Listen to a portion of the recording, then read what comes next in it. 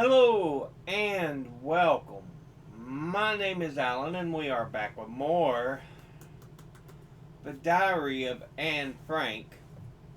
Yeah, uh, we're starting to see, everybody's getting on everybody's nerves, but they're holding it together and hiding, trying to make it through everyday life. So, yeah, let's go ahead and just continue here, get into this.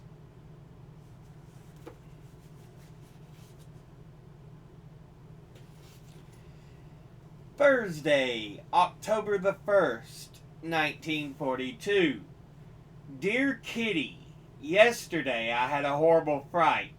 At 8 o'clock, the doorbell rang suddenly. All I could think of was that someone was coming to get us, and you know who I mean. But I calmed down when everybody swore it must have been either pranksters or the mailman. The days here are very quiet. Mr. Levinson, a little Jewish pharmacist and chemist, is working for Mr. Kugler in the kitchen. Since he's familiar with the entire building, we're in constant dread that he'll take it into his head to go have a look at what used to be the laboratory. We're as still as baby mice. Who would have guessed 3 months ago that Quicksilver Ann would have to sit so quietly for hours on end, and what's more, that she could. Mrs. Von Don's birthday was the 29th. Though we didn't have a large celebration, she was showered with flowers, simple gifts, and good food. Apparently, the red carnations from her spouse are a family tradition. Let me pause a moment on the subject of Mrs. Von Don and tell you that her attempts to flirt with father are a constant source of irritation to me. She pats him on the cheek and head, hikes up her skirt, and makes so-called witty remarks in an effort to get Pim's attention. Fortunately, he finds her neither pretty nor charming, so he doesn't respond to her flirtations, as you know.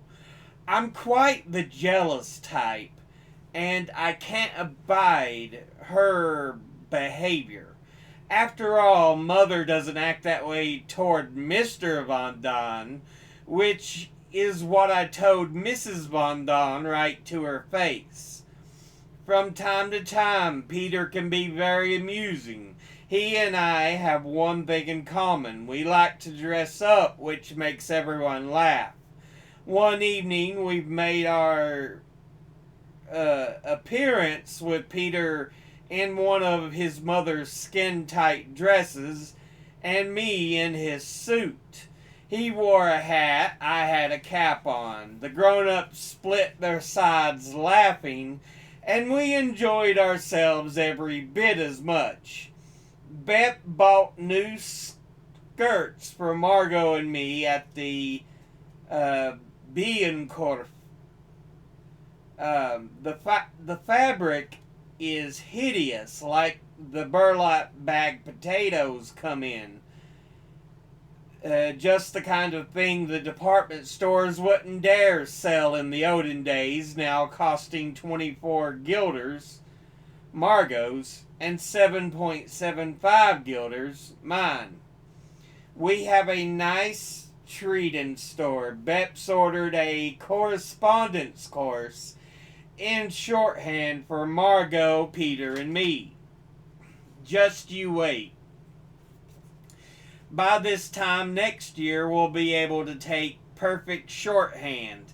In any case, learning to write a secret code like that is really interesting. I have a terrible pain in my index finger on the left hand, so I can't do any ironing. What luck! Mrs. Von Don wants me to... Mr. Von Don wants me to sit next to him at the table since Margot doesn't eat enough to suit him. Fine with me, I like changes.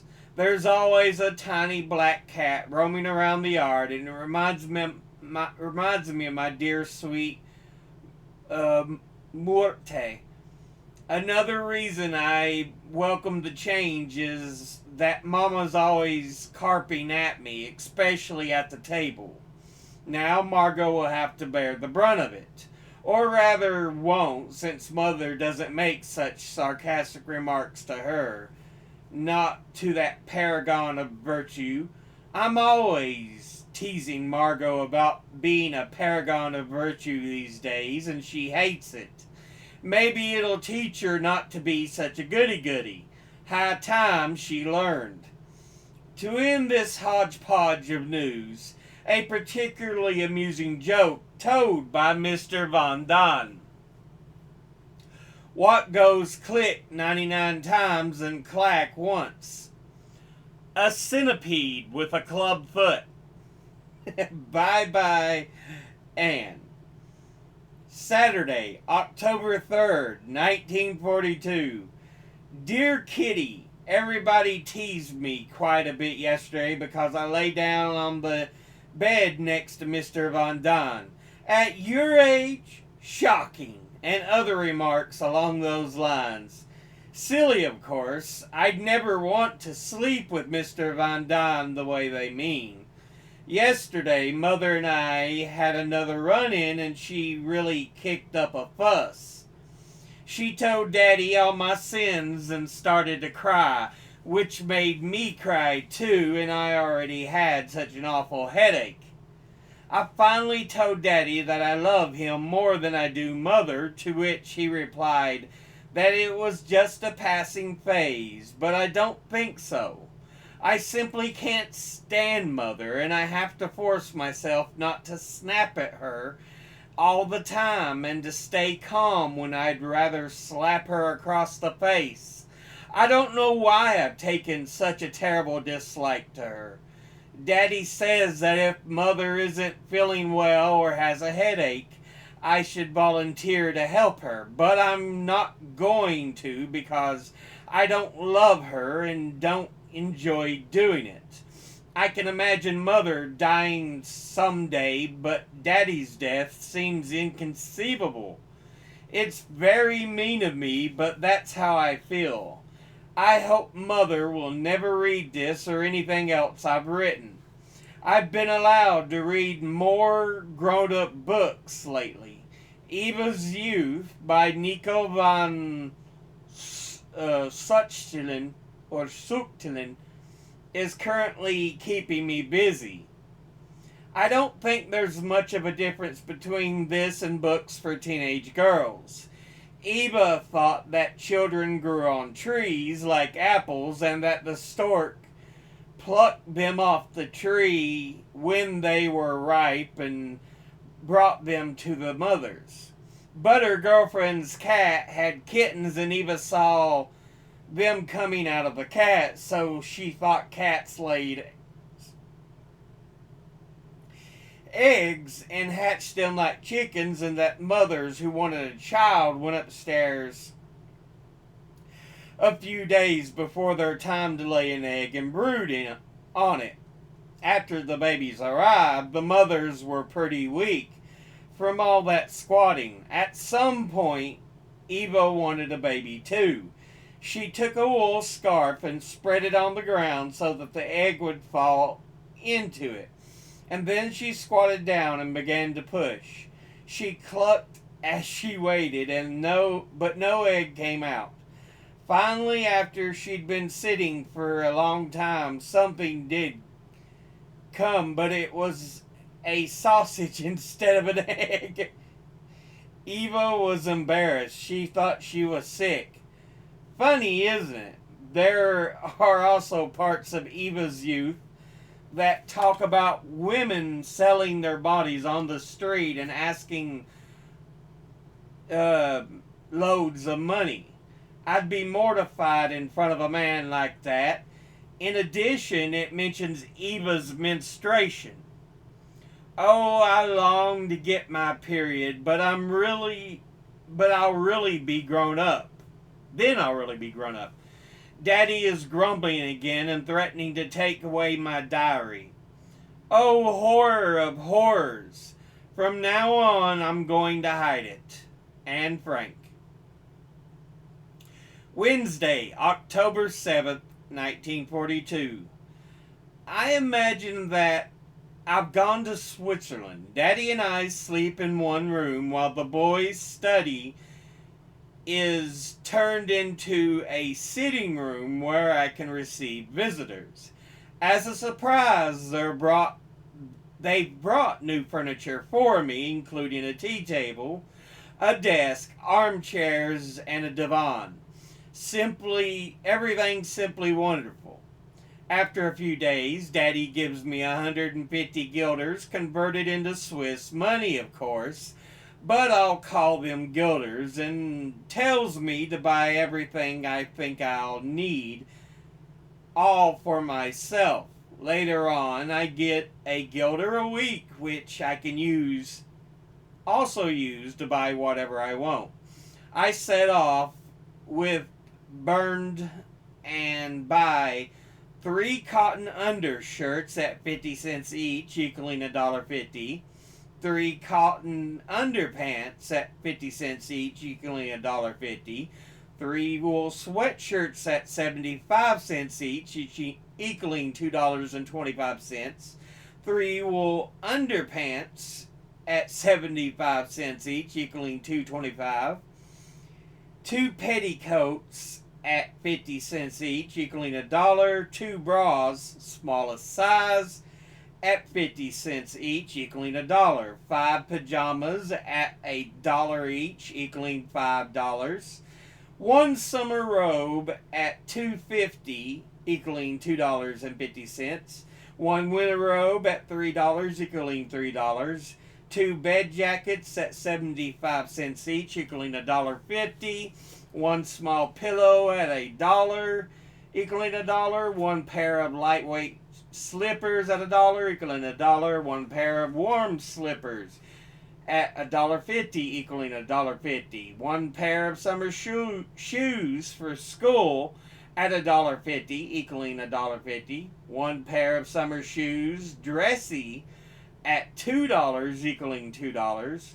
1 pair of winter shoes for school at $2.50, equaling $2.50.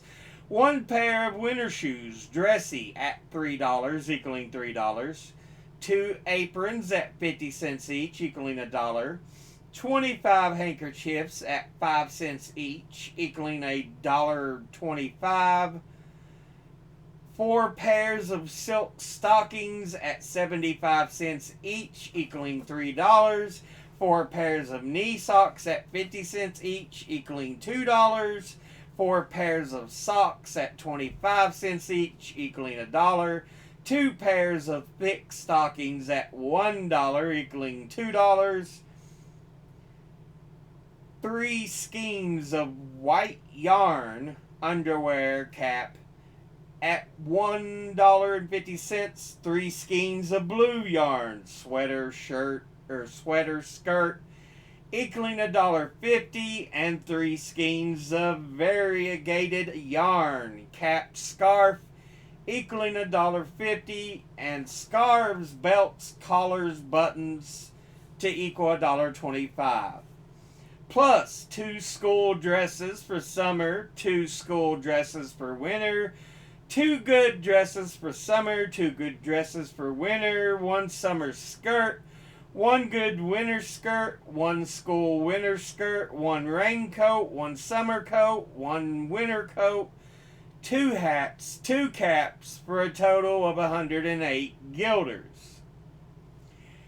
2 purses, 1 ice skating outfit, 1 pair of skates, 1 case containing powder, skin cream, foundation cream, cleansing cream, suntan lotion, cotton, first aid kit, rouge, lipstick, eyebrow pencil, bath salts, bath powder, eau de cologne, soap, powder puff. Plus 4 sweaters at $1.50, 4 blouses at $1. Miscellaneous items at $10, and books presents at $4.50. Friday, October the 9th, 1942. Dearest Kitty, today I have nothing but dismal and depressing news to report. Our many Jewish friends and acquaintances are being taken away in droves. The Gestapo is treating them very roughly and transporting them in cattle cars to Westerbork, the big camp in Drenthe, to which they're sending all the Jews. Miep told us about someone who'd managed to escape from there. It must be terrible in Westerbork. The people get almost nothing to eat, much less to drink, as water is available only 1 hour a day, and there's only one toilet and sink for several thousand people. Men and women sleep in the same room, and women and children often have their heads shaved. Escape is almost impossible. Many people look Jewish, and they're branded by their shorn heads. If it's that bad in Holland, what must it be like in those faraway and uncivilized places where the Germans are sending them? We assume that most of them are being murdered. The English radio says they're being gassed. Perhaps that's the quickest way to die. I feel terrible. Miep's accounts of these horrors are so heart-rending, and Miep is also very distraught. The other day, for instance, the Gestapo deposited an elderly, crippled Jewish woman on Miep's doorstep while they set off to find a car. The old woman was terrified of the glaring searchlights and the guns firing at the English planes overhead. Yet Miep didn't dare let her in. Nobody could. The Germans are generous enough when it comes to punishment. Bep is also very subdued. Her boyfriend is being sent to Germany. Every time the planes fly over, she's afraid they're going to drop their entire bomb load on Bertus's head. Jokes like, "Oh, don't worry, they can't all fall on him," or "one bomb is all it takes," are hardly appropriate in this situation. Bertus is not the only one being forced to work in Germany. Trainloads of young men depart daily. Some of them try to sneak off the train when it stops at a small station, but only a few manage to escape unnoticed and find a place to hide. But that's not the end of my lamentations. Have you ever heard the term hostages? That's the latest punishment for saboteurs. It's the most horrible thing you can imagine. Leading citizens, innocent people, are taken prisoner to await their execution. If the Gestapo can't find the saboteur, they simply grab 5 hostages, line them up against the wall. You read the announcements of their death in the paper, but they're referred to as fatal accidents. Fine specimens of humanity, those Germans, and to think I'm actually one of them. No, that's not true. Hitler took away our nationality long ago. And besides, there are no greater enemies on earth than the Germans and the Jews. Yours, Anne. Wednesday, October the 14th, 1942. Dear Kitty, I'm terribly busy. Yesterday I began by translating a chapter from La Belle Nivernais and writing down vocabulary words. Then I worked on an awful math problem and translated 3 pages of French grammar besides. Today, French grammar and history. I simply refuse to do that wretched math every day. Daddy thinks it's awful too. I'm almost better at it than he is, though in fact neither of us is any good, so we always have to call on Margot's help. I'm also working away at my shorthand, which I enjoy. Of the three of us, I've made the most progress. I've read The Storm Family. It's quite good, but doesn't compare to Jules Hull. Anyway, the same words can be found in both books, which makes sense because they're written by the same author. Sissy van Marksveld is a terrific writer. I'm definitely going to let my own children read her books too. Moreover, I've read a lot of corner plays. I like the way he writes. For example, Hedwig, the cousin from Bremen, the governess, the green domino, etc. Mother, Margot, and I are once again the best of buddies. It's actually a lot nicer that way. Last night, Margot and I were lying side by side in my bed. It was incredibly cramped, but that's what made it fun. She asked if she could read my diary once in a while.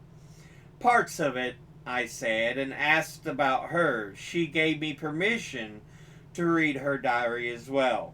The conversation turned to the future, and I asked what she wanted to do when she was older. But she wouldn't say and was quite mysterious about it.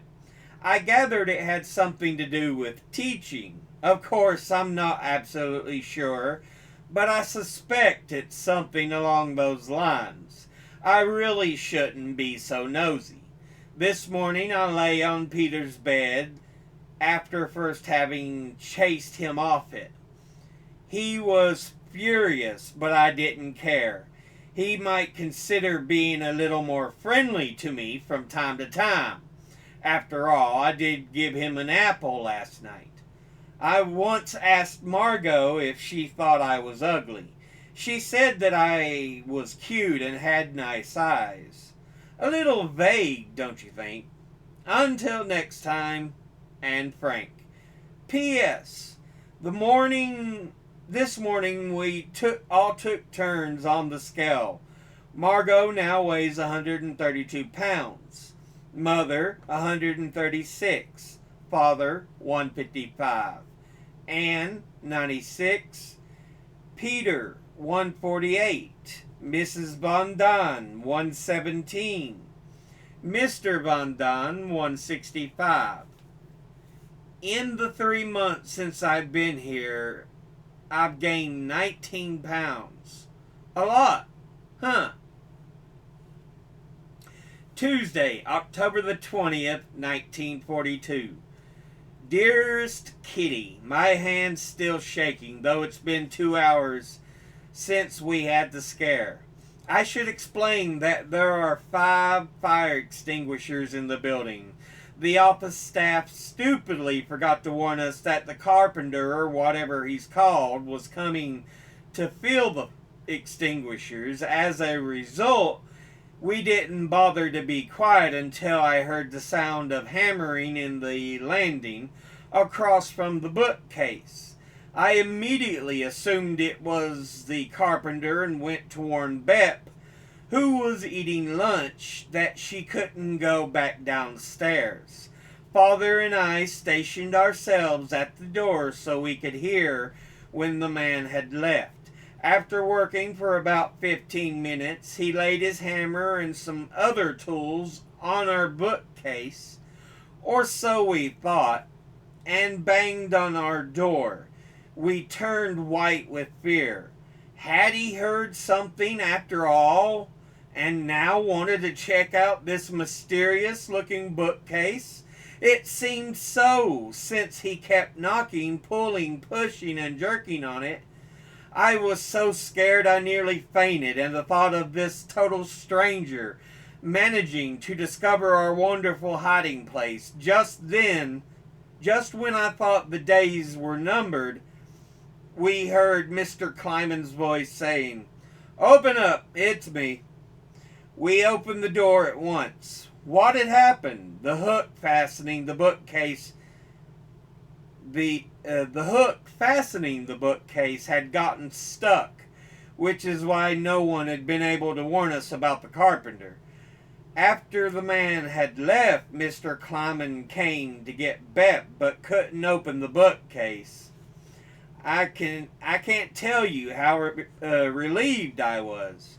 In my imagination, the man I thought was trying to get inside the secret annex had kept growing and growing until he'd become not only a giant, but also the cruelest fascist in the world. Whew! Fortunately, everything worked out all right. At least this time. We had lots of fun on Monday. Miep and Jan spent the night with us. Marga and I slept in Father and Mother's room for the night, so the geeses could have our beds. The menu was drawn up in their honor, and the meal was delicious. The festivities were briefly interrupted when Father's lamp caused a short circuit, and we were suddenly plunged into darkness. What were we to do? We did have fuses, but the fuse box was in the rear of the dark warehouse, which made this a particularly unpleasant job at night. Still, the men ventured forth, and 10 minutes later we were able to put away the candles. I was up early this morning. Jan was already dressed. Since he had to leave at 8:30, he was upstairs eating breakfast by 8. Miep was busy getting dressed, and I found her in her undershirt when I came in. She wears the same kind of long underwear I do when she bicycles. Margot and I threw on our clothes as well and were upstairs earlier than usual. After a pleasant breakfast, Miep headed downstairs. It was pouring outside, and she was glad she didn't have to bicycle to work. Daddy and I made the beds, and afterward I learned 5 irregular French verbs. Quite industrious, don't you think? Margot and Peter were reading in our room with Malchi curled up beside Margot on the divan. After my irregular French verbs, I joined them and read Beyond Sing the Woods. It's quite a beautiful book and very unusual. I'm almost finished. Next week, it's Bep's turn to spend the night. Yours, Anne. Thursday, October the 29th, 1942. My dearest Kitty, I'm very worried. Father's sick. He's covered with spots and has a high temperature. It looks like measles. Just think, we can't even call a doctor. Mother is making him perspire in hopes of sweating out the fever. This morning, Miep told us that the furniture has been removed from the Von Don's apartment on Zuider Amstelon. We haven't told Mrs. Von Don yet. She's been so nervenmassig lately, and we don't feel like hearing her moan and groan again about the beautiful china and lovely chairs she had to leave behind. We had to abandon most of our nice things too. What's the good of grumbling about it now? Father wants me to start reading books by Hebel and other well-known German writers. I can get German fairly well by now, except that I usually mumble the words instead of reading them silently to myself. But that'll pass. Father has taken the plays of Goethe and Schiller down from the big bookcase and is planning to read to me every evening. We've started off with Don Carlos, encouraged by Father's good example. Mother pressed her prayer book into my hands. I read a few prayers in German just to be polite. They certainly sound beautiful, but they mean very little to me. Why is she making me act so religious and devout? Tomorrow we're going to light the stove for the first time. The chimney hasn't been swept in ages, so the room is bound to fill with smoke. Let's hope the thing draws. Yours, Anne. We'll go ahead and end this episode here. So yeah, the Holocaust being performed by the Nazis is having its effect, because we're seeing the roundup of Jewish peoples and the murder of saboteurs, people who they know were trying to help or hide the Jewish peoples. Now remember, this is in Holland. You're a step away from Belgium and then France, if I remember my geography correctly. So yeah.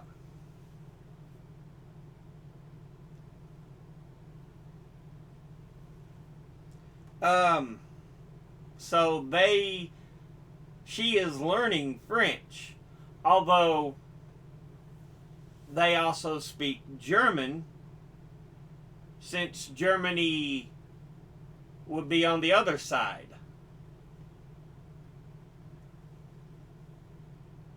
If I remember my geography correctly. Because it's Portugal, Spain, France. And then you have a number of different countries. You've got the small ones down here that are the little mini states. Liechtenstein and all that's what I'm talking about. But more importantly, after you go France, you've got Belgium, Holland, Netherlands, and then I think it's Germany. If I am remembering correctly.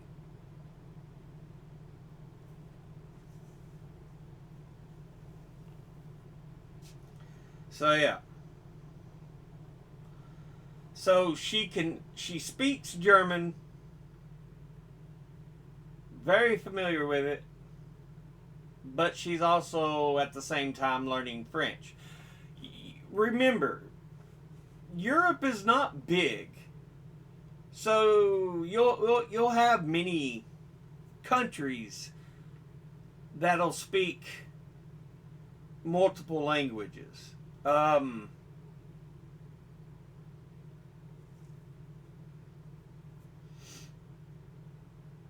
Switzerland, I think, is like this as well.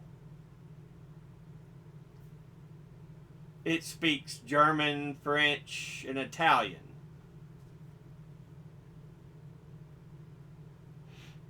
And those are official languages, I believe, if I'm correct on that. But yeah, back to the point. The Germans are striking fear into the citizenry. They are wreaking havoc. The Nazi Germans. But yeah.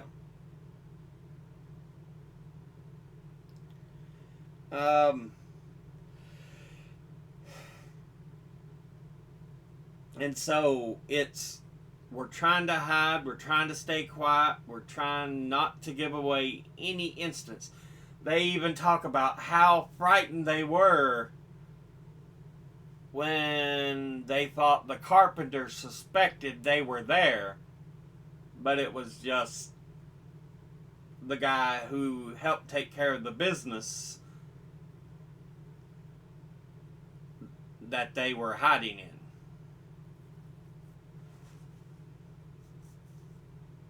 So yeah. So it wasn't just Jewish people, it was everyday people who tried to fight back, that tried to hide people, that tried to help people. That is when you know evil is at its worst, that when it goes after those who are just trying to do right, trying to do good.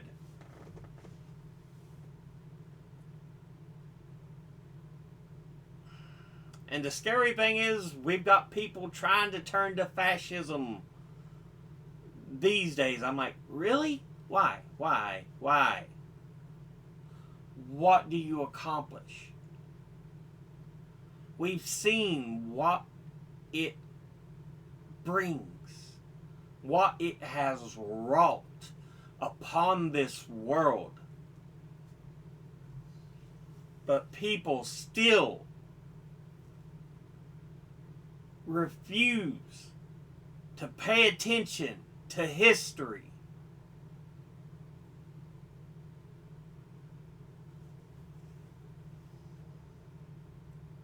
It astounds me sometimes.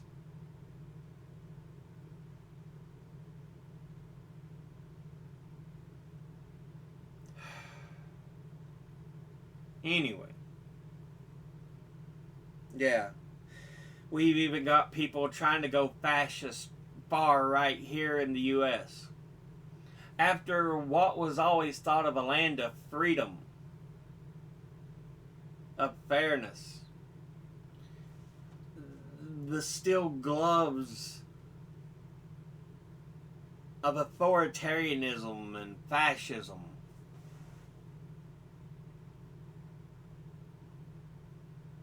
are wringing the life out of freedom and liberty.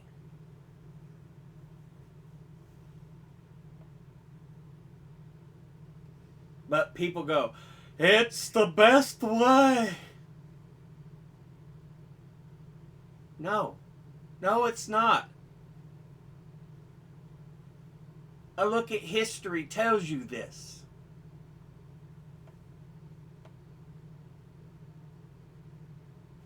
Anyway, again, thank you all for watching.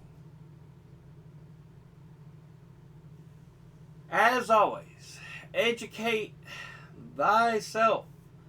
Think, read, study, learn. Someone tells you something you have trouble believing, ask them to cite their sources. Thank you all for watching. I'll see you all in the next one. Until then, later.